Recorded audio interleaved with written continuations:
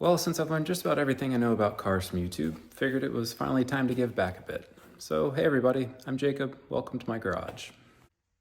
And yeah, it's a disaster right now. Probably a few too many projects going on here at one time, but for today's video, I just want to do a little intro on my E91 build. We can talk about the M3 later if anybody's interested. Love this car. It is not going anywhere.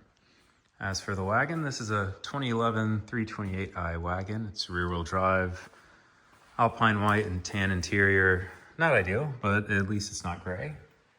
It's an automatic, no sport pack, unfortunately, but the biggest thing for me, this is, as you can probably tell in the video, this is a really clean car. This was a one-owner car I found up in Charleston, full maintenance records. Not that it really matters what we're doing, but I did want a clean base to start from for this swap. Over the summer, I actually bought a really cheap silver wagon. Turns out it was really cheap for a reason. It was extremely rusty. It spent 4 or 5 years over in Germany.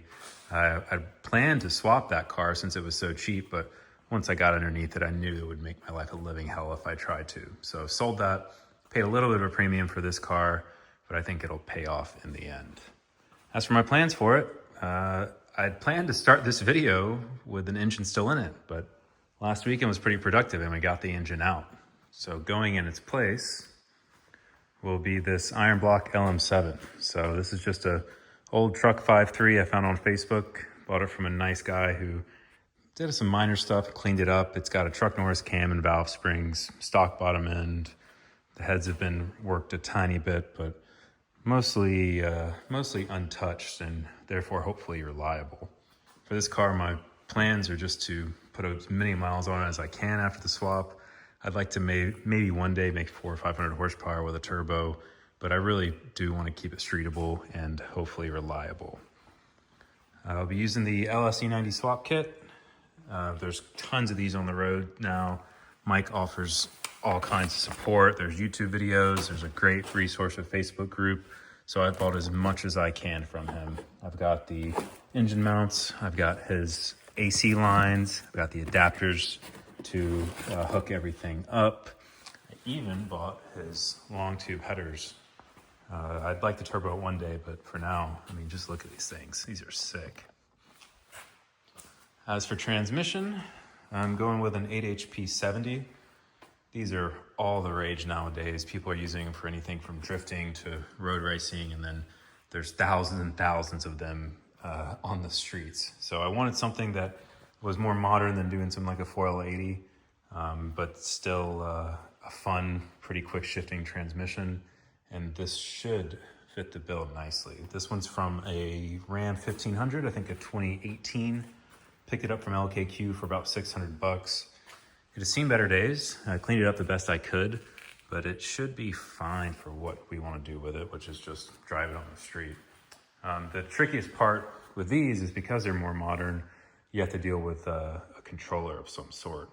I did a bunch of research, thought about going, a lot of people had good luck with a CAN TCU or a turbo Lamic. Ended up going with a MaxxECU, hoping that this is kind of an all-in-one solution. So they have native CAN support for the E90 and native 8HP support for Gen 1s. I think most of that is still in beta, and I know there's some CAN bus collision issues trying to run the 8HP and the E90 at the same time, but hopefully by the time this gets swapped in, they've got that all figured out and we'll be good to go. Other big pieces of the swap. This is a Guru Autowerks kit. It's their full 8HP LS E90 kit. Everything from a transmission cooler to a BMW shift adapter. You see these beautiful billet aluminum adapter plates for the transmission. I'm hoping to maybe dive in this weekend. I can do a closer look at the video and how it all goes together. I've been going back and forth with Joshua, the owner of Guru, who's a great guy. He's helped me so much with all my new questions and how this stuff is all gonna work. So if all goes well, maybe we can get it mounted up and in the car this weekend. Just have to see how much time we have and how many bumps we hit along the way. As for the swap so far, getting the engine out was smooth. Probably the biggest hiccup I've encountered right now is that I'm a dummy, and I thought that the 328 that I had a 6 HP in it, but unfortunately, this is the GM 6L45. So what that means for me is that I can't just take off this transmission output flange and stick it on the 8 HP, use my stock drive shaft and diff. Unfortunately, this is too small, so it won't work. I've ordered a bunch of flanges from eBay. One coming from a 530i that my research says might work.